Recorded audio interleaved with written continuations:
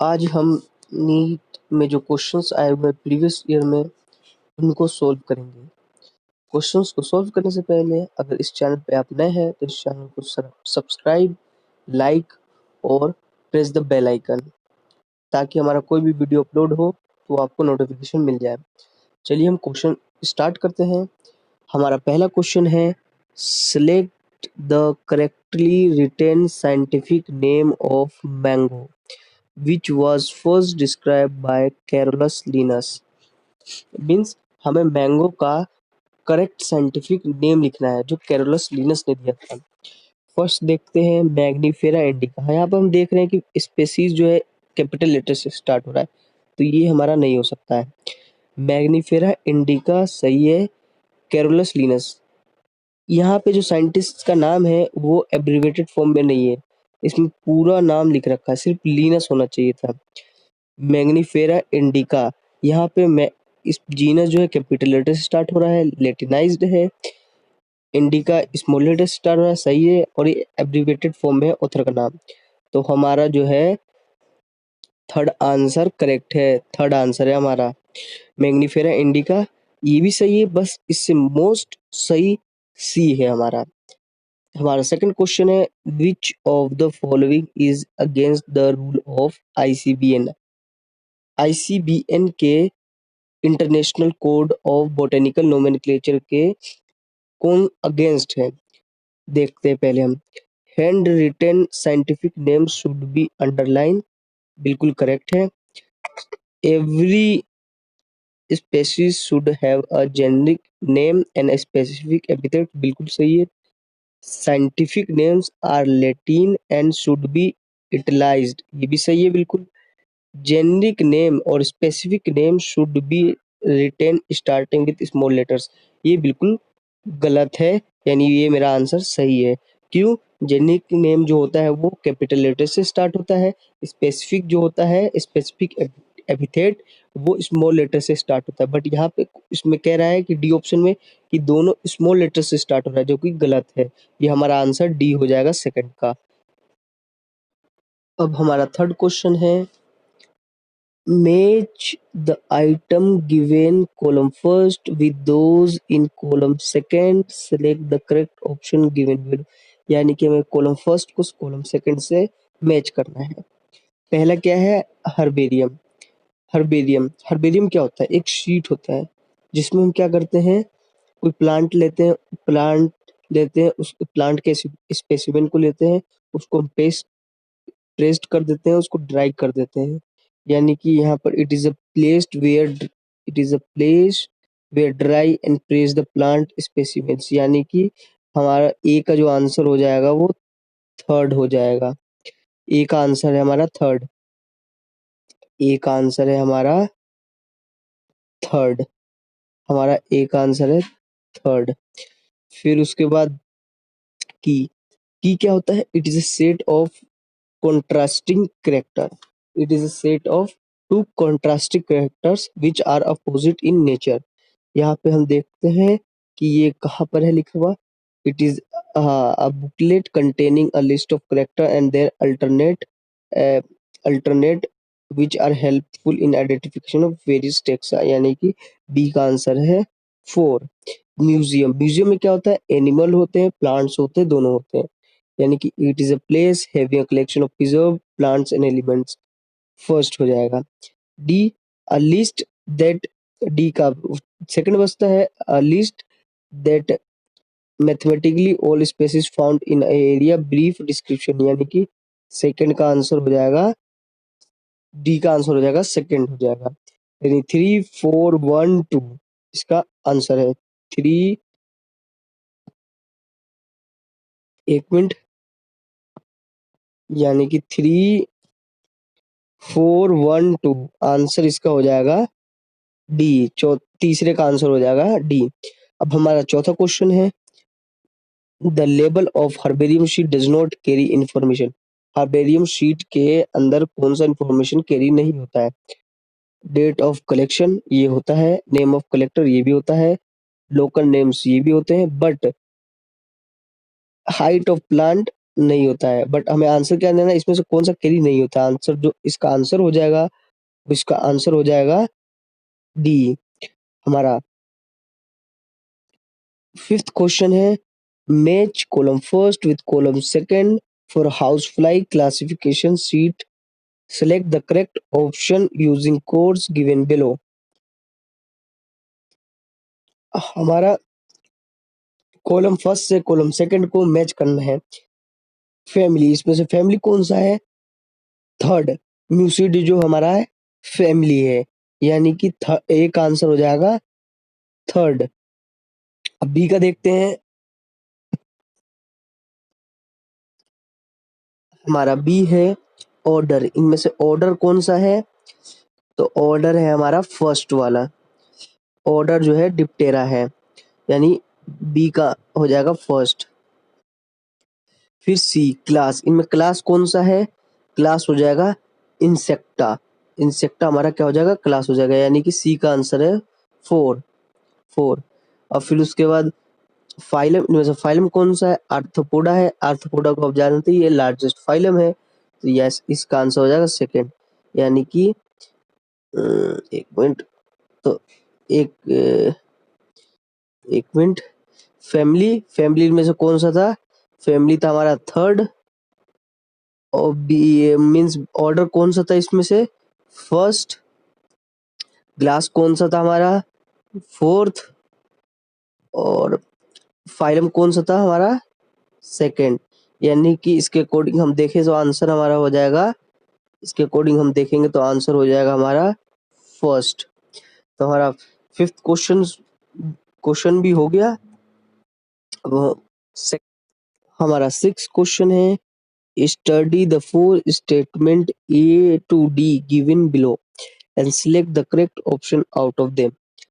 First क्या है, हमारा फर्स्ट है, definition of biological species was given by Ernst mayor.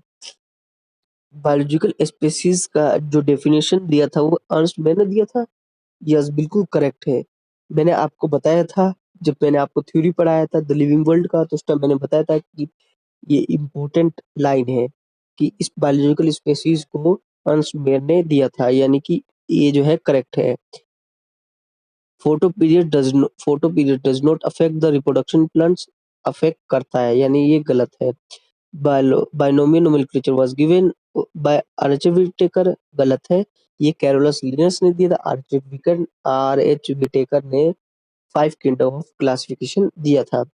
In unicellular organism reproduction is synonymous with growth, बिल्कुल सही है। रिप्रोडक्शन को डिफाइन करोगे तो ग्रोथ डिफाइन हो जाएगा, ग्रोथ को डिफाइन करोगे तो रिप्रोडक्शन डिफाइन हो जाएगा। ये मैंने अपने थ्योरी में पढ़ा रखा है।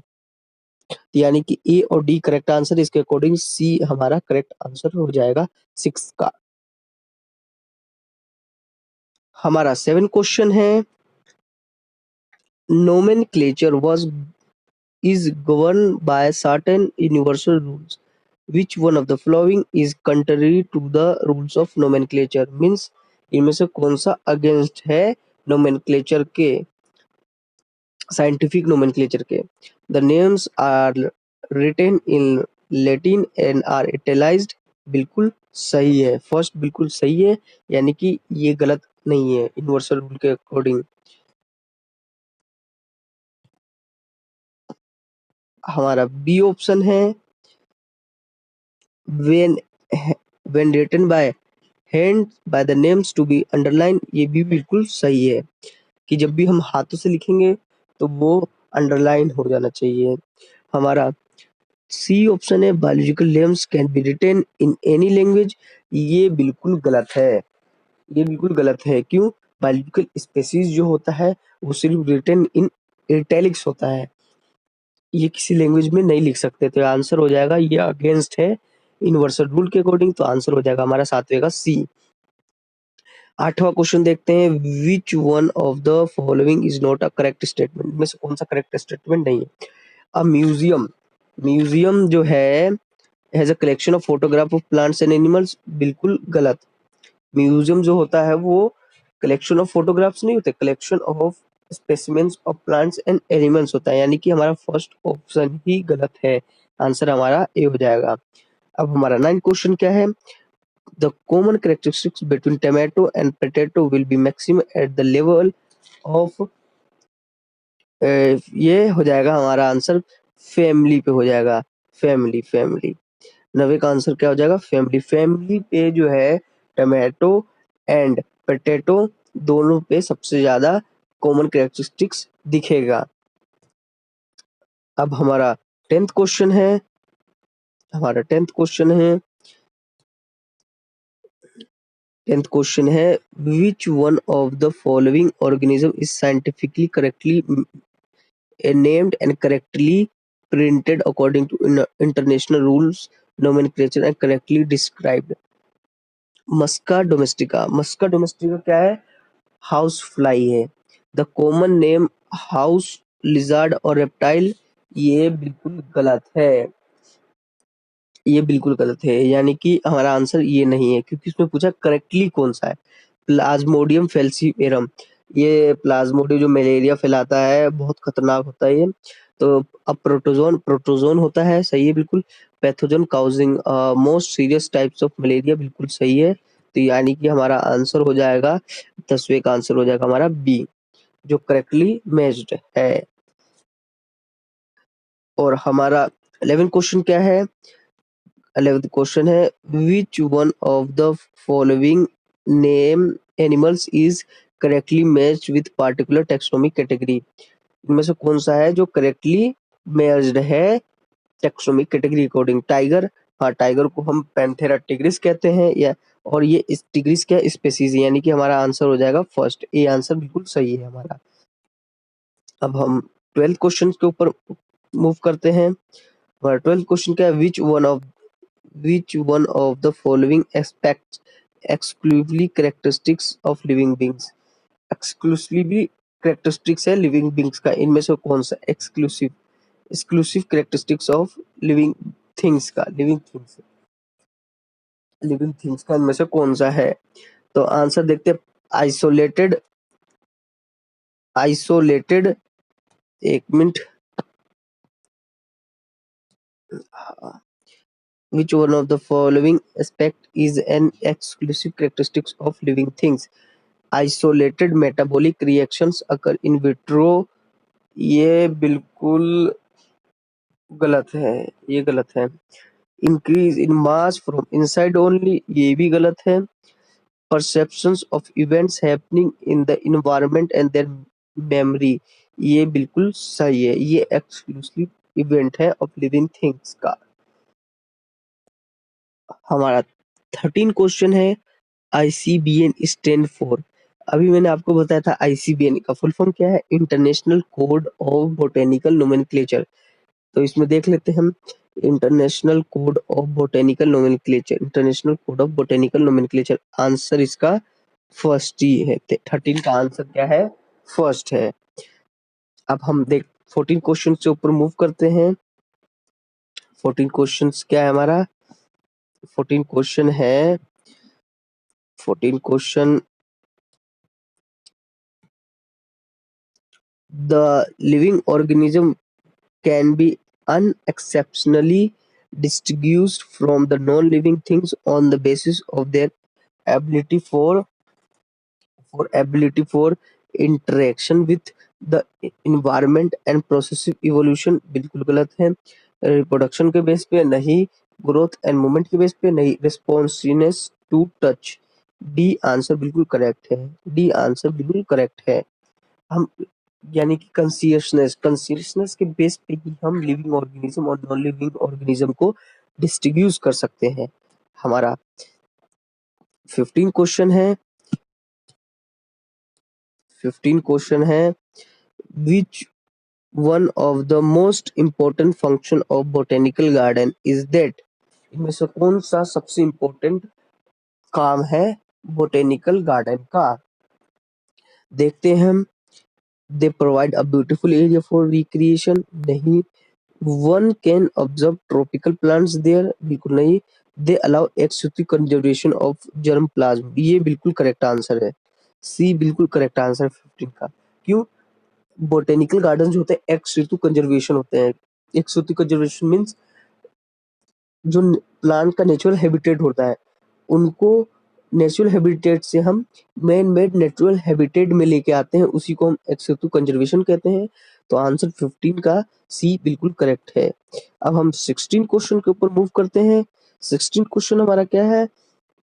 Species are considered as real basic unit of classification. बिल्कुल सही है। ये बेसिक यूनिट ऑफ क्लासिफिकेशन मैंने आपको थ्योरी में बता रखा है। Real basic unit of classification क्या है? स्पेसीज है। हमारा 17 क्वेश्चन क्या है? 17 क्वेश्चन है बायोसिस्टमेटिक्स। बायोसिस्टमेटिक्स एम्स एट। बायोसिस्टमेटिक्स, बायोसिस्टमेटिक का एम क्या है? उसका एम क्या है? एम के ऊपर डिस्कस करेंगे अभी। तो classification of organism based on broad morphological character नहीं, delimiting various types of organism and establishing their relationship बिल्कुल नहीं। The classification of organism based on the evolutionary history and stabilizing their phylogeny totally of various parameters from the all fields of studies। ये बिल्कुल सही answer है। मैंने आपको बता रखा है कि सिस्टमेटिक्स क्या होते हैं, जिसमें टैक्सोनॉमी हो प्लस उसमें फाइलोजेनी हो यानी इवोल्यूशनरी हिस्ट्री हो। तो यानी कि 17वें का आंसर सी बिल्कुल करेक्ट है। अब हमारा 18 क्वेश्चन है which of the following is less general in character as compare to the genus. इनमें से कौन सा लेस जनरल कैरेक्टर है is as compare to the genus? इसका आंसर हो जाएगा ए। मैंने आपको बता रखा है इसका आंसर क्या हो जाएगा, ए। कि जीनस जो होता है उसके पास ज्यादा करेक्टर होता है as compare to species. So answer is 18 का ए। अब हम 19 क्वेश्चंस को सॉल्व करते हैं। 19 क्वेश्चन हमारा क्या है? 19 क्वेश्चन है the taxon is the unit of a group of. Taxon is a group of, ये किसका यूनिट है? टैक्सोन जो होता है किसका यूनिट है? टैक्सोन जो होता है टैक्सोनॉमी का यूनिट होता है। टैक्सोन जो होता है टैक्सोनॉमी का यूनिट होता है। तो सिंपल है। लीनस इज, क्वेश्चन क्या है? Lions is credited with. Lions को हम किस लिए क्रेडिट देते हैं? लीनस को हम क्रेडिट किस लिए देते हैं? उन्होंने हमें क्या दिया था? बाइनोमियल नोमेनक्लेचर दिया था। बाइनोमियल नोमेनक्लेचर किसने दिया था? लीनस ने दिया था। हमारा अब 21 क्वेश्चन है। 21 क्वेश्चन क्या है? 21 क्वेश्चन हमारा है sequence the taxonomic categories. Sequence the taxonomic categories. Sequence the taxonomic categories क्या है? मींस क्लास फाइलम, जो बिल्कुल गलत है। डिवीजन क्लास, ये भी गलत है। डिवीजन फिर क्लास होता है, सही है। ऑर्डर है, फिर फैमिली है, ट्राइब्स भी है, जीनस स्पेसीज, ये बिल्कुल सही है। तो हमारा हमारा 21 क्वेश्चन क्या है? Sequence the taxonomic categories is, first क्या है? क्लास, फाइलम, ट्राइब, ये नहीं हो सकता है। हमें टैक्सोनॉमिक कैटेगरीज का सीक्वेंस देखना है। डिवीजन, क्लास, फैमिली, ट्राइब, ये भी नहीं हो सकता है। Division, class, order, family, tribe, genus, species, ये बिल्कुल सही है। सो 21 क्वेश्चन का आंसर सी सही है। मैंने आपको ये थ्योरी में पढ़ा रखा है, आप जानते ही होंगे। अब हमारा 21 क्वेश्चन क्या है? 22 क्वेश्चन क्या है? The term phylum was given bye. The term phylum was given bye, ये किन, जो फाइलम जो टर्म है वो किसने दिया था? क्यूविरियर ने दिया था। क्यूविरियर ने दिया था। ये एनसीईआरटी से बाहर का क्वेश्चन है तो इसको याद कर ले, ये थोड़ा बाहर का क्वेश्चन है तो याद कर लें इसको। 23 क्वेश्चन क्या है? हमारा 23 क्वेश्चन है अ ग्रुप ऑफ प्लांट्स और elements animals with similar traits of any rank is. A group of plants और elements animals with similar traits. So इसको हम एनी रैंक, तो इसका आंसर हो जाएगा क्या? इसका आंसर हो जाएगा ऑब्वियसली टैक्सोन। इसका आंसर भी क्या हो जाएगा? टैक्सोन। इसका आंसर हो जाएगा टैक्सोन। अब हम 24 क्वेश्चन के ऊपर मूव करते हैं। 24 क्वेश्चन क्या है हमारा? 24 क्वेश्चन है अ टैक्सोन इज अ। टैक्सोन क्या है? ये जो होता है हमारा, अभी हमने 23 क्वेश्चन करा था वही है इन रैंकिंग। सो आंसर इज 24 का आंसर क्या हो जाएगा? डी। 24 का आंसर क्या हो जाएगा? डी। अब हमारा 25 क्वेश्चन क्या है? 25 क्वेश्चन है basic unit of smallest taxon of all taxonomic classification is. Basic unit और स्मॉलेस्ट टैक्सोन मैंने आपको बता रखा है। बेसिक यूनिट क्या है या स्मॉलेस्ट क्या है? वो हमारा क्या है? Species. So answer is simple, species. 26 question क्या है हमारा? 26 क्वेश्चन क्या है? Linus evolve a system of nomenclature called the. Linus ने जो सिस्टम नोमेनक्लेचर का इवॉल्व करा था वो क्या था? बाइनोमियल नोमेनक्लेचर था। तो बहुत सिंपल क्वेश्चन था, सो इसका आंसर सी हो जाएगा। सो हमारा 27 क्वेश्चन क्या है? हमारा 27 क्वेश्चन है the term new systematics was introduced by. New systematics जो इंट्रोड्यूस किसने करा था? तो हमारा 27 का आंसर क्या हो जाएगा? जूलियन हक्सली ने। जूलियन हक्सली ने न्यू सिस्टमेटिक वर्ड का इंट्रोड्यूस करा था। ये आउट ऑफ एनसीईआरटी क्वेश्चन है तो इसको भी इंपॉर्टेंट लगा ले। फिर हमारा 28 क्वेश्चन क्या है? Statics concept of species was put forward bye space. Static concept of species ये किसने दिया था? तो इसका आंसर हो जाएगा थियोफ्रेस्टस ने दिया था। स्टैटिक कॉन्सेप्ट ऑफ स्पेसीज जो है वो किसने पुट करा था? थियोफ्रेस्टस ने। ये भी आउट ऑफ एनसीईआरटी का क्वेश्चन तो इसको भी मार्क कर ले। सो हमारा हमने प्रीवियस 32 ईयर्स प्रीवियस ईयर के क्वेश्चन सॉल्व कर लिए हैं।